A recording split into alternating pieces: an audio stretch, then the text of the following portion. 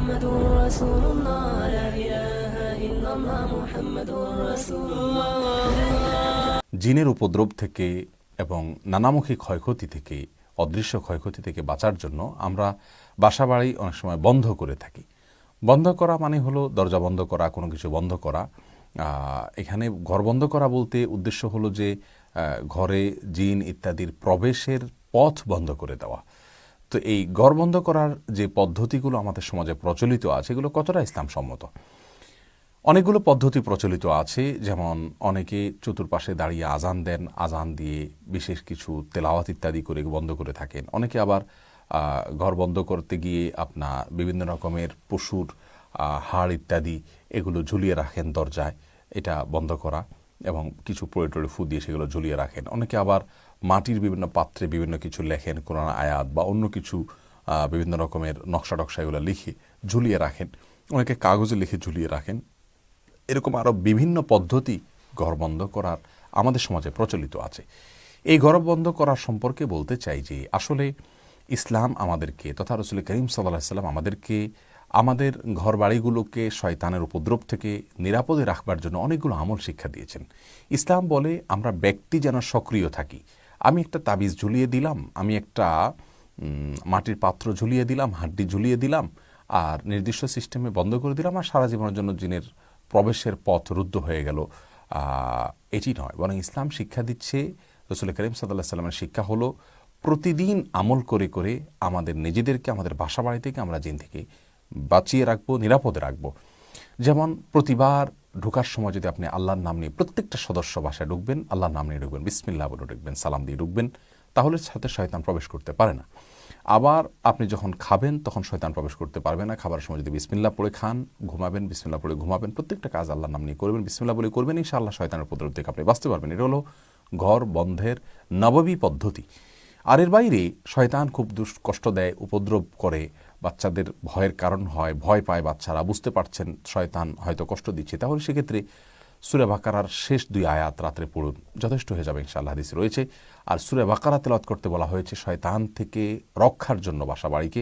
সূরা বাকারা পুরোটা তেলাওয়াত করুন, অথবা তেলাওয়াতের যে রেকর্ড সেটা চালিয়ে রাখুন, তাহলে ইনশাআল্লাহ ঘর বন্ধের কাজ হয়ে যাবে। বিশেষ করে মক্কার হারামের ইমাম শেখ মাহের আল মুআক্কিলির যে তেলাওয়াত সূরা বাকারার, এটা রুকিয়ার জন্য, শয়তানের উপদ্রব থেকে বাঁচার জন্য বেশ পরীক্ষিত, উপকারী এগুলো হতে পারে। এটি সুন্নাহসম্মত আমল, সূরা বাকারা তেলাওয়াত করা বা তেলাওয়াত চালু করে রাখা বাসা বাড়িতে। এটা ইনশাআল্লাহ বিদিনিল্লাহ আমাদের ঘরকে বন্ধ করবে, ঘরকে শয়তানের উপদ্রব থেকে বাঁচাবে। আমরা সুন্নাহকে জিন্দা করা উচিত, সুন্নাহর চর্চাটা বাড়ানো উচিত। আমরা সব ক্ষেত্রে চেষ্টা করি শর্টকাটে টাকা পয়সা দিয়ে স্থায়ী করে সমাধান করে নিতে, নিজেরা কোনো কাজ করতে রাজি না। ইসলাম বলে আমি নিজে সক্রিয় হব, আমি নিজে আমল করব, আমি কার্যকর ভূমিকা রাখব, আমার সমস্যার সমাধানের জন্য আমি নিজে দোয়া পড়ব। সকাল সন্ধ্যার দোয়াগুলো পড়লে আল্লাহ সুবহানাহু ওয়া তাআলা দুষ্ট জিন এবং যত প্রকার ক্ষয়ক্ষতি আছে এগুলো থেকে বাঁচিয়ে রাখেন। বিসমিল্লাহিল্লাযী লা ইয়াদুররু মা ইসমিহি শাইউন ফিল আরদি ওয়ালা ফিস সামা ওয়া হুয়াস সামিউল আলিম, এটি সকাল সন্ধ্যা 3 বার পড়লে আল্লাহ তাআলা হেফাজতে রাখেন। সূরা ইখলাস, সূরা ফালাক, সূরা নাস 3 বার পড়লে আল্লাহ তাআলা হেফাজতে রাখেন। আর অনেকগুলো রক্ষা কবচ আমল রয়েছে, এগুলো সম্পর্কে আমাদের সকাল সন্ধ্যার দোয়া এবং জিকিরের যে বইটা আছে সেটা আপনারা অনুসরণ করতে পারেন। আর এর বাইরে ঘর বন্ধের যে প্রচলিত পদ্ধতিগুলো আছে, এগুলোকে আমরা একটা কথা তো অবশ্যই বলতে পারি, তা হলো এগুলো সুন্নাহ দ্বারায় প্রমাণিত নয়। আর এর মধ্যে কোনো ঘর বন্ধের পদ্ধতিতে যদি কোনো গর্হিত কোনো কিছু না করা হয়, যেমন আপনার কোরআন কারীমের আয়াত তেলাওয়াত করা হলো, এটাকে আমরা রুকিয়া বলতে পারি, এটা এই ঘর বন্ধকে আমরা জায়েজ বলতে পারি বড়জোর। কিন্তু ওই যে আপনার মাটির শানক ইত্যাদি ঝোলানো, তারপরে হাড্ডি ঝোলানো, তারপরে বিভিন্ন নকশা টকশা ইত্যাদি লিখে, ফেরাউন হামান ইত্যাদি লিখে টিখে আজেবাজে জিনিস এগুলো লিখে টিখে ঝুলানো, এগুলো গর্হিত কাজ, এগুলো তরক করা উচিত, এগুলো বাদ দেওয়া উচিত, পরিহার করা উচিত। আর সুন্নাহ পদ্ধতিতে আমাদের চলা উচিত। তাহলে আমরা 3টা পদ্ধতি পেলাম। একটা হলো রকিয়া শরঈয়া ঘরবন্দের ক্ষেত্রে, কোরআন কারীমের আয়াত তেলাওয়াত করা হলো, মাসনুন কোনো জিকির দোয়া তেলাওয়াত করা হলো, নিষিদ্ধ কিছু করা হলো না, এর মাধ্যমে ঘরবন্ধ করা হলো, এটা রকিয়া ঝাড়ফুঁক, এটাকে আমরা জায়েজ বলতে পারি। আর যদি এ জাতীয় কোনো আপনার শরীয়তে নিষিদ্ধ, হাদিস দ্বারা নিষিদ্ধ কোনো পদ্ধতিতে ঘরবন্ধ করা হয়, কুসংস্কার টাইপ কোনো পদ্ধতি অবলম্বন করা হয়, তাহলে সেটা অবশ্যই নিষিদ্ধ, গর্হিত থেকে বেঁচে থাকা উচিত।